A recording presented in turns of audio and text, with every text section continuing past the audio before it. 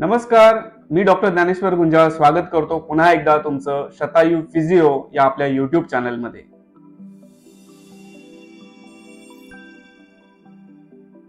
मागच्या व्हिडिओमध्ये आपण पाहिलं सांध्यातून कटकट आवाज का येतो आणि त्याचं नक्की कारण काय असतं. आपण ह्या व्हिडिओमध्ये जाणून घेणार आहोत आपल्या हातापायाला मुंग्या येतात म्हणजे नक्की काय होतं.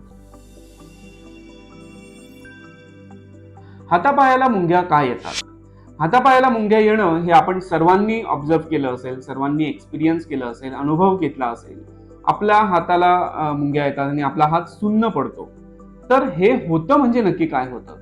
मित्रांनो, आपल्या हाताला कंट्रोल करणाऱ्या, आपल्या हाताला ताबा घेणाऱ्या सगळ्या नसा असतात, नर्व्हज असतात. तर त्या आपल्या हाताला कंट्रोल करतात. आपल्या हाताच्या हालचाली, आपल्या हाताचा संवेदना या सगळ्या वाहून नेण्याचं काम ते करतात. आपल्याला चटका बसतोय का, आपल्याला काही टोचतंय का, आपल्याला काही थंड लागतंय का, तर ह्या सगळ्या संवेदना वाहून नेणाऱ्या आपल्या काही पेरिफेरल नर्व्हज असतात.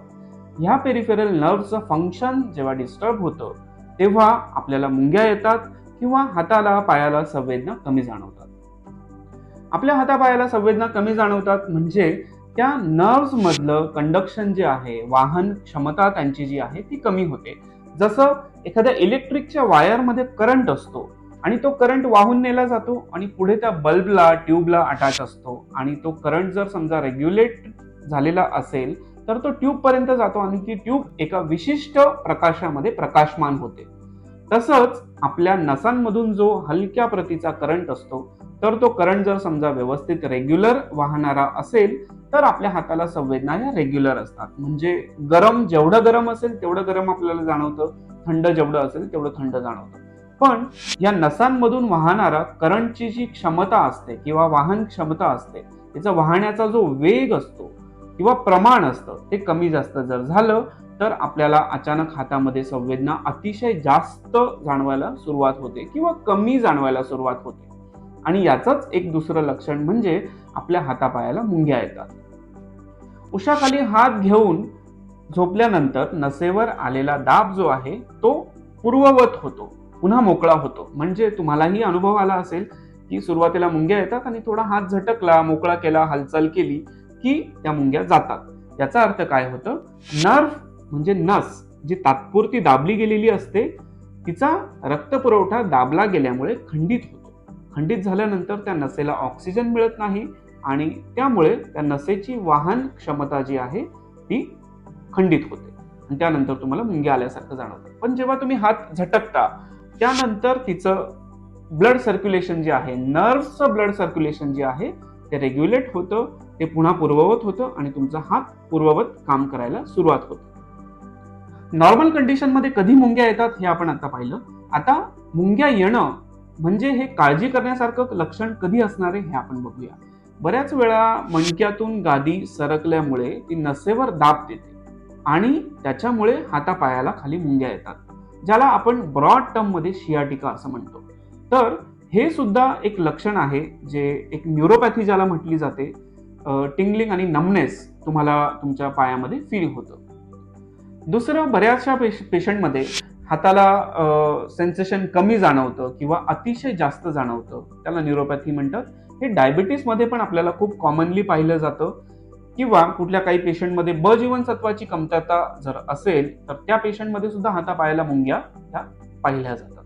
नसेमधून नॉर्मल करंट फ्लो होण्यासाठी ऑक्सिजन आणि ब्लड ग्लुकोज याची गरज असते. हे ब्लड ग्लुकोज किंवा ऑक्सिजन तुमचं कमी जास्त जरी झालं तरी पण ह्या नसांमधून तुम्हाला मुंग्या येण्याच्या संवेदना जाणवू शकतात. तर डायबिटीसमध्ये बऱ्याच वेळा शुगर लेवल या फ्लक्च्युएट होतात, कधी खूप वाढते कधी खूप कमी होतात. तर डायबिटीसवाल्या पेशंट्सला सुद्धा आपल्याला ह्या मुंग्या येणं हे खूप कॉमन लक्षण आहे. तर याच्यावर खूप चांगले चांगले उपाय असतात. ऑर्थोपेडिक किंवा तुमचे डायबिटॉलॉजिस्ट तुम्हाला जे मेडिसिन्स देतात ते तुम्हाला रेग्युलरली घ्यायचे असतात. दुसरं, फिजिओथेरपिस्ट तुमच्या नसांना कार्यक्षम करण्यासाठी काही व्यायाम तुम्हाला देतात, काही तुम्हाला इलेक्ट्रिकल मोडॅलिटीजने स्टिम्युलेट करतात आणि त्याच्यामुळे त्या नसांमधून वाहणारा करंट जो आहे तो अगदी रेग्युलेट व्हायला मदत होते. सो याच्यावर खूप प्रभावी उपचार फिजिओथेरपीमध्ये अवेलेबल आहेत. जर तुम्हाला वारंवार तुमच्या पायाला, हाताला मुंग्या येत असतील तर तुम्हाला नक्कीच जवळच्या फिजिओथेरपिस्टला भेटायचं आहे. त्यांना हे सगळे तुमचे लक्षणं सांगायचे आहेत आणि त्याच्यावर त्यांच्याकडे अगदी उत्तम इलाज अवेलेबल असतात. हातापायाला मुंग्या येत असतील तर केव्हा काळजी करण्यासारखं आहे आणि केव्हा काळजी करण्यासारखं नाही ते आपण जाणून घेऊया.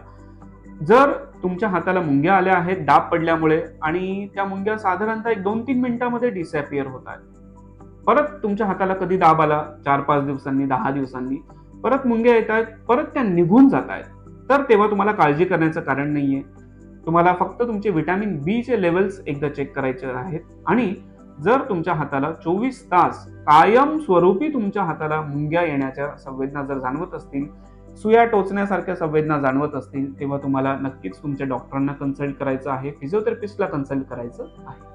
खूप लोकांना भेडसावणारा हा त्रास आशा करतो की याच्याबद्दल मी तुम्हाला माहिती दिली आहे. तुम्हाला जर आजची माहिती आवडली असेल तर आमच्या व्हिडिओला लाईक करा. तुमच्या काही शंका असतील त्या कमेंट बॉक्समध्ये मला सांगा. मी प्रत्येकाचं शंका निरसन करायला तत्पर आहे. धन्यवाद. काळजी घ्या.